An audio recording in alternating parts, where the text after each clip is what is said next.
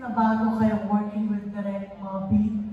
How is it this time na kayo talaga yung bida? Kasi gusto diba sa yan, hindi naman kayo yung stars talaga. So past movies na dinarect na review. Pero ngayon kayo talaga yung sa movie. So how is it working with it? And how different is this film from your past projects? Ako po kasi kay Direk, yung Salamat Dax. Comedy po kasi yun.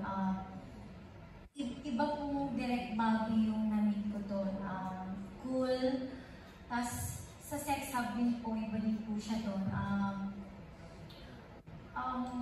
Yung character ko po kasi doon, funny pa rin. So, kaya nung pag-jump ko sa room service, yun yung kakaibang Direct Bobby talaga na kailangan kong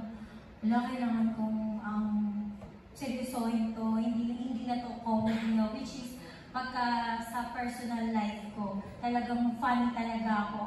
Kinakalog ko lang lahat ng bagay. Kaya nung pagdating dito sa room service, hindi na pwedeng biro-biroin dito si Direct Bob. Seryoso na siya. Kaya nung time na sa room service na to, sabi ko, wala, hindi na umingiti si Direct Bob. Kailangan ko na itong seryosohin. Kaya, ayun po, kaya nabuo namin itong trabaho na to kasi naniwala sa akin si Direct Bob na kaya ko to. Kaya, ayun po. Thank you. Direct Bobby. Direct Bobby nung first time kong na-meet sa set natin rin yun. Tama sa workshop.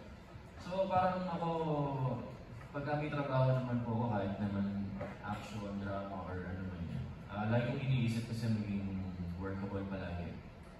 So nung nagkatrabaho na kami ni Direct Bobby, natutuwa ako kasi may mga suggestions ako minsan sa set na nakikinig si Direct Bobby. So alam mo yun, parang pinakikinggan niya kung ano yung alam niyang magiging okay din kahit paano dun sa mga eksena. Kaya natutuwa ako kay Direct Bobby. Sobrang alam yun, parang hindi lang ako yun yung workable, parang si Direct Bobby nakinig din sa akin.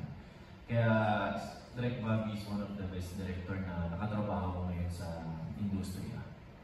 Since nung nag-start ko. Saan kayo nahirapan dito, individually, respectively, dito sa pelikula ito? Kasi maiksi lang siya, sabi ni Direct Bob, 45 minutes. Medyo nahirapan po ako medyo sa action namin ni Sheena Yu. Medyo lang naman po, kasi medyo nag-iiba-iba po ng blockings, ganyan, sa mga movement namin, tapos yung camera. Pero hindi naman siya ganun kahirap. Pero doon lang po sa part na yun, medyo nahirapan. Pero nakaya naman po. Si Sheena. Sa fight scene po, kasi may action ka dito. Oo. Nakailang take po kami nila Direct dun sa fight scene kasi hindi ko mabunot ng maayos yung baril. Kasi common po ako yung kami kasi sabi nila, bakit hindi mo mas straight ng yung baril? So dun po kami nahirapan na kailangan ayusin ko yung matigas kasi diba sobrang soft ko po yung masyadong babae. Kailangan dun maangas ako, kaya akong manghuli ng kriminal. Yung time na yun, doon po kami nahirapan. Doon po ako talaga nahirapan. Pero hindi po napagod sila Direct sa akin na naniwala po sila sa akin na kaya mo yan, hindi ka mapupunta dito, hindi ka dadalhin dito kung hindi mo kaya. Kaya lalo kong minahal dun si Direct Bob kasi magbe-breakdown na ako na kaya ko pa ba to? Kasi may ipagdawan po sa kanya ng baril.